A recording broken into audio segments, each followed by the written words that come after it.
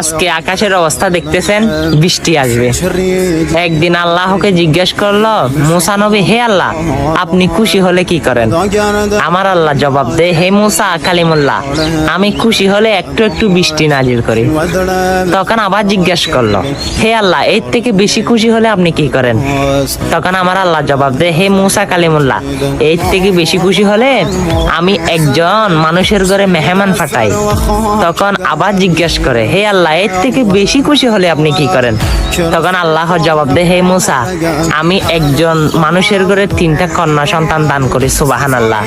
হ্যাঁ, আপনি তো এই সুন্দর আবহাওয়াতে সুন্দর একটা হাদিস শুনে ফেললেন। কি আপনার মতো ভাগ্যবান এই সকালে আর কেউ হতে পারে না আমার মনে হয়।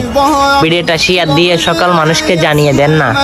আরে ভাই, হয়তো আজকের দিনটা উসিলা করে আমার আল্লাহ আপনাকে কবুল করতে পারে। আমিন।